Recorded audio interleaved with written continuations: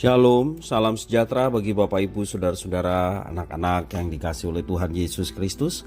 Jumpa kembali bersama saya Pendeta Eka di dalam renungan firman Tuhan pada hari ini, Sabtu 8 Oktober 2022. Sukacita dan damai sejahtera dari Tuhan Yesus kiranya menyertai hidup kita sekalian. Puji nama Tuhan.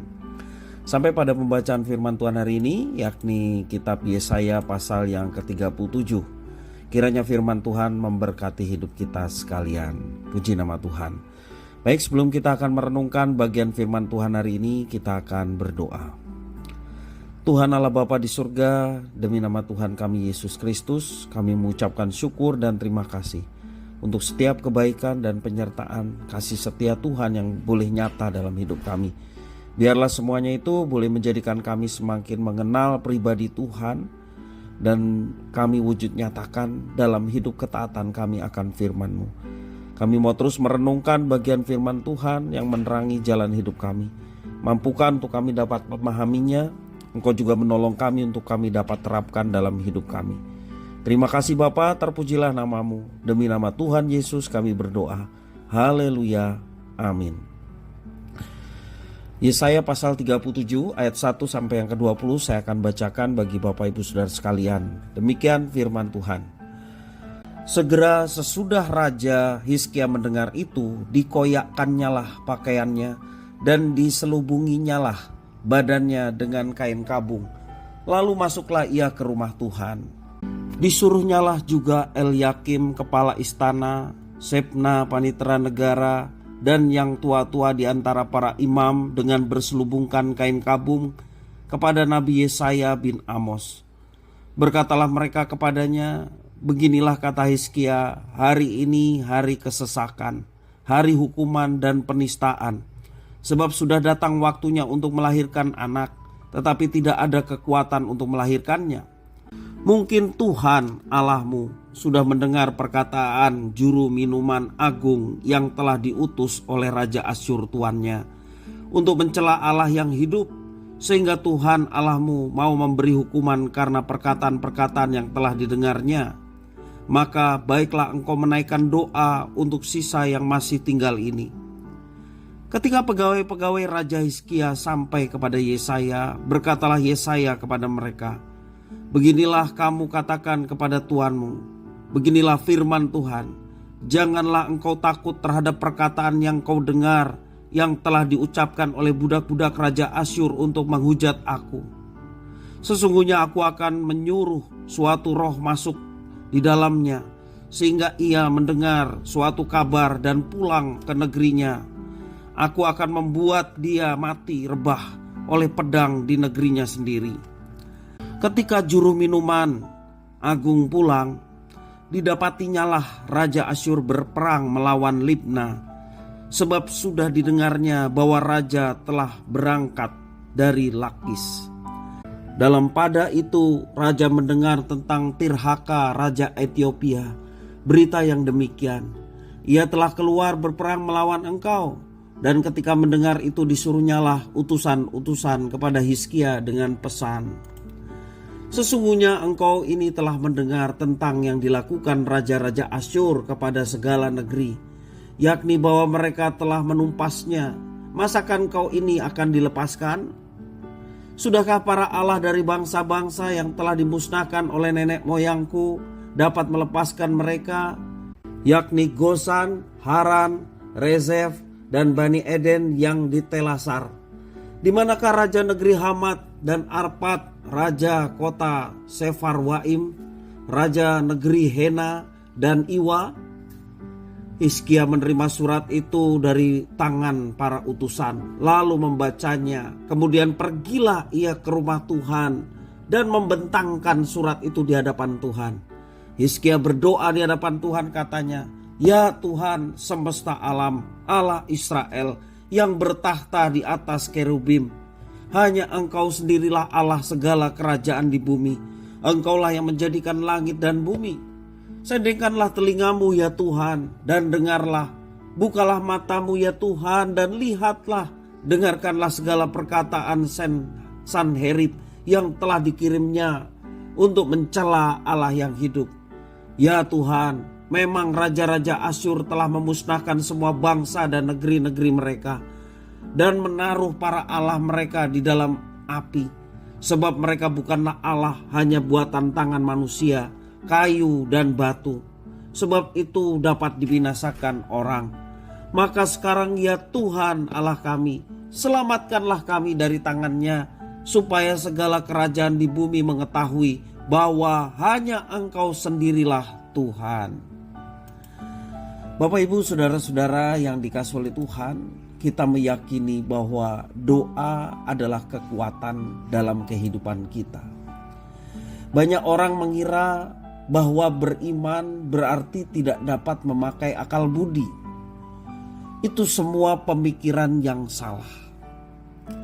Iman dan akal budi seharusnya berjalan bersama, karena akal budi kita juga diberikan, dianugerahkan oleh Tuhan. Kita berbeda dengan makhluk yang lain. Kita diciptakan menurut gambar dan rupa Allah. Selain kita memiliki iman, Tuhan juga anugerahkan kepada kita akal budi. Dan Tuhan ingin supaya itu semua digunakan untuk kemuliaan Tuhan. Alkitab dengan sengaja memberitakan perkataan dan perbuatan Allah, supaya setelah mendengar dan mengerti siapa Tuhan Allah yang kita baca di dalam Alkitab dan apa yang telah dilakukan oleh Allah, maka iman pun akan timbul dan bertumbuh. Iman timbul dari perkataan firman Kristus. Dikatakan firman Tuhan demikian. Di sisi lain, untuk hal-hal yang tidak dapat dimengerti karena melampaui akal dan pemahaman kita, iman harus mendahului pengertian dan pemahaman kita. Di dalam teks firman Tuhan yang kita baca hari ini, kita melihat bahwa pengertian Hizkia tentang siapa Allah membuat dia memiliki iman yang kokoh. Mendengar perkataan utusan Asyur, Hizkia mengoyakkan pakaiannya dan menyelubungi badannya dengan kain kabung. Lalu apa yang dikerjakan? Di dalam ayat yang pertama dijelaskan, Hizkia masuk ke rumah Tuhan dan berdoa. Hizkia sadar bahwa ia hanya dapat berharap hanya kepada Tuhan, sebagai pengakuan bahwa dirinya bergantung kepada Tuhan. Dia mengenal Tuhan sebagai pencipta alam semesta. Dia tahu bahwa ketika dia bersandar kepadanya, keputusannya tidak menjadi salah, karena kekuatan dalam hidupnya adalah Tuhan. Di tengah apa yang dia lihat, bahwa Asyur adalah negara yang kuat. Tidak ada negeri yang dapat melepaskan diri dari Asyur yang sedemikian kuat. Tetapi kekuatan Asyur tidak sebanding dengan Tuhan yang Hizkia sembah, yang melebihi apapun. Sehingga dia masuk ke rumah Tuhan dan berserah kepada Tuhan. Demikian juga Hizkia mengirim utusan kepada Nabi Yesaya untuk berdoa supaya Tuhan menghukum Asyur yang telah mencela Tuhan yang ia sembah. Dan Yesaya pun mengirim pesan supaya Hizkia tidak takut karena Raja Asyur. Raja Asyur akan pergi dan nantinya ia akan mati dibunuh di negerinya sendiri. Itulah nubuatan mengenai Raja Asyur yang disampaikan Yesaya di dalam ayat yang ke-7. Lalu utusan Asyur kembali kepada Hizkia dengan sekali lagi menyuruh Hizkia untuk tidak percaya kepada Tuhan Allahnya. Sebab selama itu tidak ada Allah di negeri-negeri yang telah dikalahkan Asyur yang dapat melepaskan negerinya dari tangan Asyur. Mendengar hal ini, apa yang dilakukan Hizkia?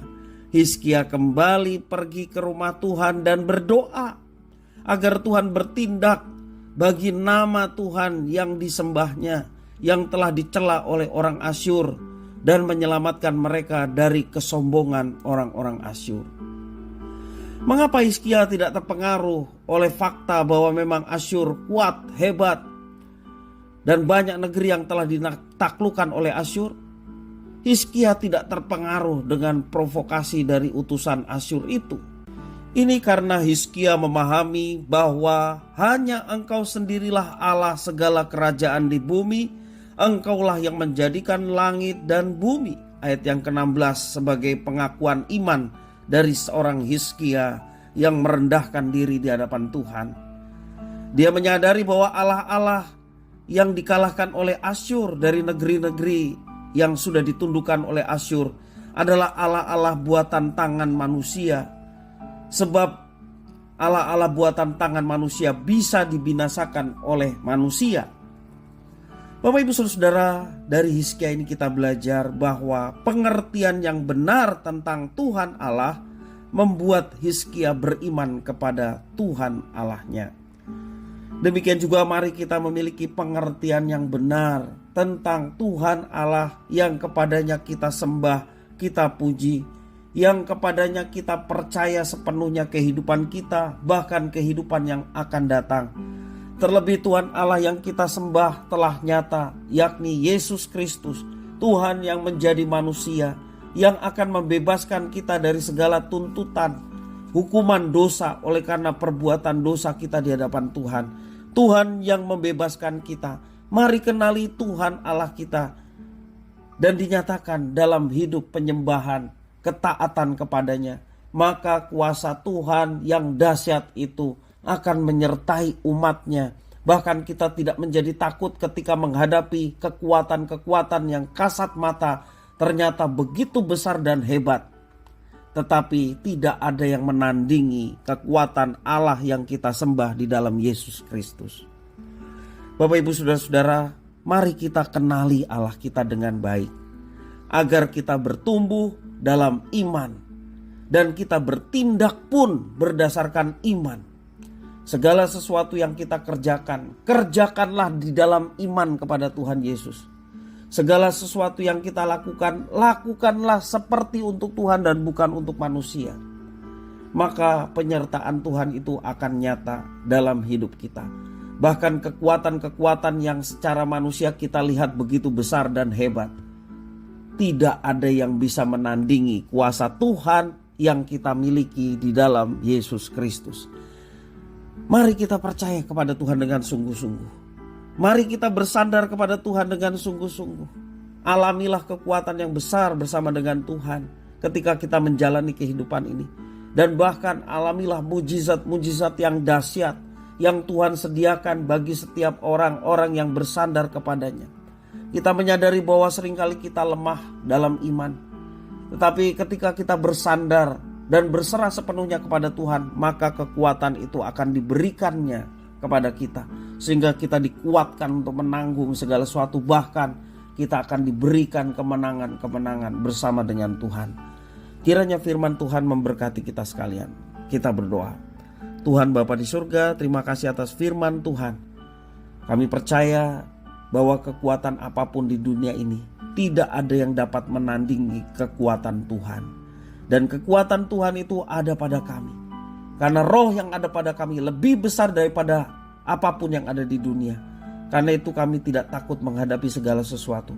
Bersama dengan Tuhan kami mampu. Bersama dengan Tuhan kami menang. Karena Engkaulah sumber kekuatan dan kemenangan. Terima kasih Bapa atas firman Tuhan. Mampukan kami untuk melaksanakannya. Demi nama Tuhan Yesus kami berdoa. Haleluya. Amin.